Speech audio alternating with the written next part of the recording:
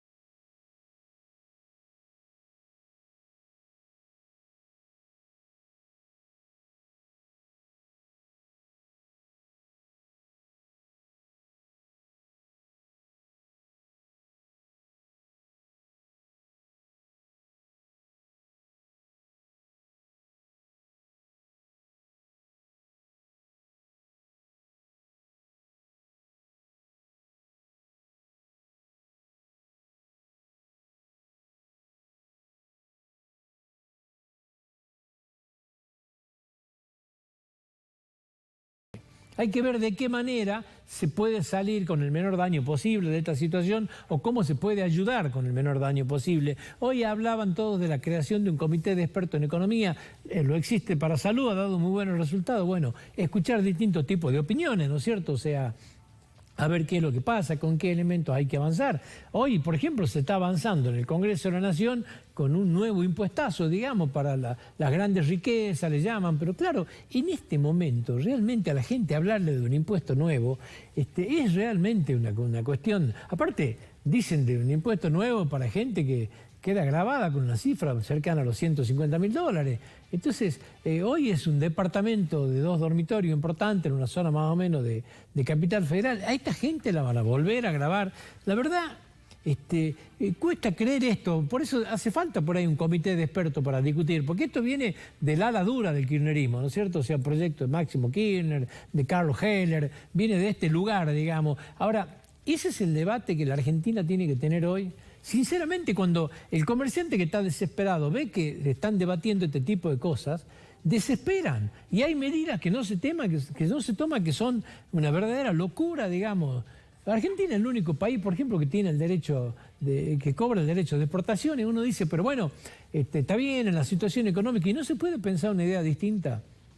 Poner un impuesto a la ganancia excepcional y que lo que vos pagues, ¿no es cierto?, del impuesto a las exportaciones, lo puedas, de estas retenciones famosas, lo puedas deducir de esas ganancias excepcionales y darle un cariz distinto, un incentivo para producir más. ¿Qué ha hecho? Puesto freno a la producción esto. Por eso son medidas de repente que se toman desde la desesperación, en la inmediatez, pero alguna vez la Argentina, que viene de 40 años de fracaso, ¿va a pensar algún tipo de situación distinta? ¿O vamos a reiterar siempre el mismo error? Cuesta creer por ahí. Yo hablaba de lo que es, ¿no?, la ambición del Estado y por ahí las medidas que no se toman. Están pensando en un impuesto nuevo, pero hoy la Argentina tiene que importar un montón de cosas, ¿no es cierto?, desde China o de distintos lugares que tienen que ver con la pandemia, que tienen que ver con respiradores, que tienen que ver con barbijo, con delantales, con ropa, ¿no es cierto?, con instrumental. Bueno, todo eso, aunque a usted le parezca mentira, ¿sí?, está grabado todavía con todo tipo de impuestos para importar.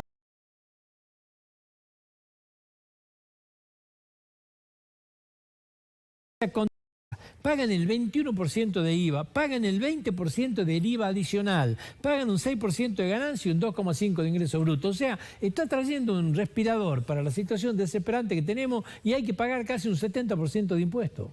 Es una locura. Yo sé que eso se va a corregir, pero es un ejemplo claro para que entendamos de qué manera los anuncios que hacen desde el gobierno, hasta que llegan a esa pequeña pyme, es tarde.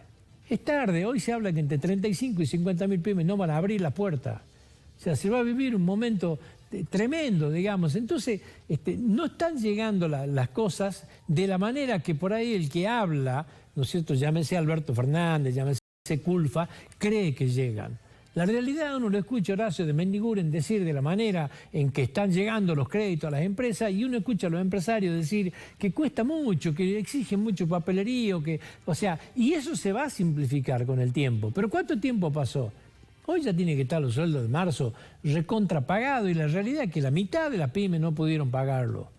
Esta es una realidad objetiva y no hablemos de las que están con personal en negro, donde yo creo que son casi ninguna la que ha pagado, y menos que ha pagado el 100%, está lleno de ejemplos de este tema. Pero bueno, forma parte, digamos, del esquema del día a día que por ahí no se termina viendo. Yo decía, ¿no?, del bono de 10.000 pesos, 7.854.316 beneficiarios. Se habían inscrito 3.600.000, ahora el 22 de abril reabren de nuevo. En Jujuy son 167.387 personas. Es una ayuda buena, es una ayuda fuerte, tiene impacto. O sea, yo le hacía un número esta mañana, si son 167.387, multiplícalo por 10.000, le da 1.600 millones. 1.600 millones en Jujuy es casi un medio aguinaldo. O sea, va a tener impacto, digamos, en el movimiento de la economía, pero también desnuda una realidad, la cantidad de gente que objetivamente, después de haber pasado por un tamiz, lo está necesitando. Habla a las claras también del problema económico que tenemos y de lo que va a significar el salir después, hacer que esta gente de nuevo se reinserte en un mercado laboral, vuelva a haber trabajo para ellos. No va a llevar mucho tiempo recuperarnos de esto. Evidentemente son números que nos invitan a mirar de los dos lados, digamos. El otro tema que durante la semana estuvo en el eje de las discusiones fue el tema del testeo rápido, ¿sí? Hoy creo que lo discuten todos los sanitaristas, ya lo dan como un hecho, es un aspecto absolutamente fundamental en la lucha contra la pandemia, el testeo rápido, un eje de las futuras políticas sanitarias. O sea, lo explicaba el gobernador el otro día, de qué manera decir, bueno, cuando llega una persona, se le hace el testeo, ya no tiene que ir 14 días de cuarentena, va 7 días de cuarentena, a los 7 días se le vuelve a hacer, no da, queda libre de la cuarentena, se optimizan los tiempos, la forma, pero también es la forma de luchar contra ese amigo casi invisible, le diría que es el asintomático, que cada vez más queda demostrado que la gran mayoría de la gente que tiene el virus por ahí son asintomáticos y no se lo puede detectar. De hecho, cuando a ellos se detectaron 2 casos positivos de asintomáticos que estaban...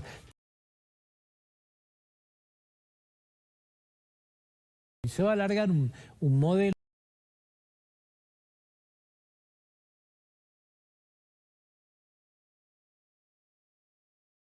a ver, ¿no es cierto?, que es de fundamental importancia, digamos, ¿no es cierto?, para el mantenimiento de la cuarentena y para la detección de esto. Dicen todos que en el testeo rápido tiene que estar la lucha. Lamentablemente a nosotros nos agarró sin los test estos, sin poder hacerlo, no teníamos los reactivos necesarios, no estábamos equipados para esto, se perdió mucho tiempo en este tema. Inclusive hay responsabilidad de Ginés González García con esto también, que recién el 18 de marzo empezamos a hacer las primeras compras, digamos, y cuando el mercado ya estaba saturado de cantidad de pedidos. Bueno, la realidad también es que hoy se va a empezar en este tema, porque por ese tema de no hacer los testeos rápidos, Argentina tiene un subdiagnóstico muy grande. Que esto es lo que nos contestó Chile el otro día en la polémica esta, donde de repente, claro, como hacemos muy poco testeo, la realidad es que también de esa manera tenemos pocos positivos. Si nosotros profundizaríamos el testeo, haríamos 10 veces más, como hace Chile, capaz que nuestros positivos son mucho más. Lo que sí marca a las claras, y no admite ningún tipo de discusión, es la cantidad de muertos. Esto está claro, digamos, acá no hay forma de errarle, eso sabemos cuántos son y cuáles son. Pero en el tema de testeo no podemos saber la cantidad de gente con un coronavirus positivo que es asintomático, lo tenemos conviviendo con nosotros y sigue infectando gente. Por eso también obliga y pone mucho temor en las autoridades a abrir la puerta, a liberar, ¿no es cierto?, por lo que pueda llegar a pasar con este tema. Saliendo un poquitito del coronavirus, mañana la Argentina va a llevar adelante el tema de la oferta de la deuda.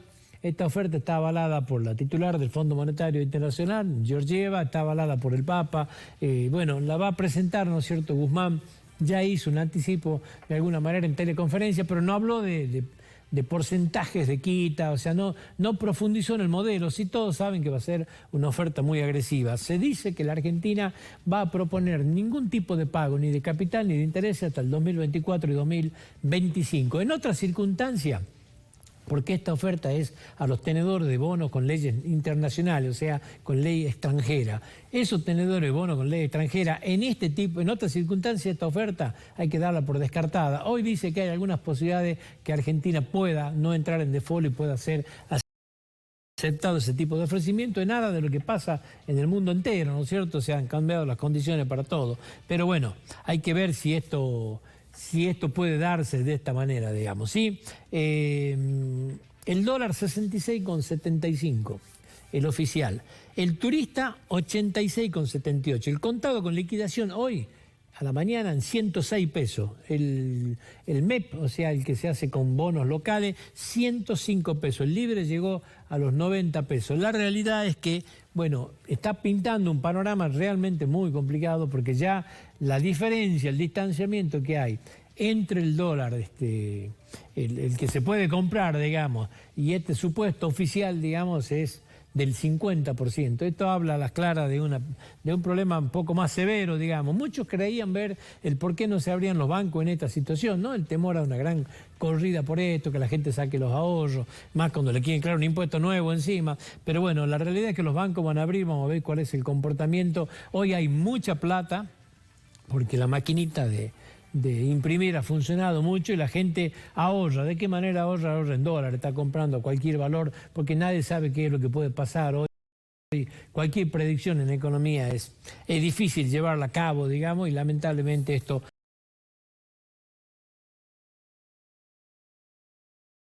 estamos todos preocupados con el tema del dengue, esto no deja de ser una preocupación. Y un pequeño comentario de la situación provincial. El otro día lo explicaba el ministro de Hacienda, la caída, y lo explicaba el gobernador también, la caída de los ingresos de la provincia, por ejemplo, está en el orden de los 1.700 millones de pesos, de los cuales 400 caen de la recaudación provincial, se recaudan 700, se va a recaudar 300, y los otros 1.300 caen de la coparticipación federal de impuestos, donde a Jujuy llegan 4.000 millones de pesos, van a llegar 2.700. Esto es más o menos, digamos, la pérdida que se tiene y donde se sale a presionar para ver, bueno, dónde salen estos recursos. La Nación ha creado un sistema de 120.000 millones de pesos de ayuda a la provincia, 60.000 vienen por medio de ATN, 60.000 vienen por créditos, ¿cierto?, que son préstamos que se van a hacer a través de un fondo fiduciario de desarrollo provincial.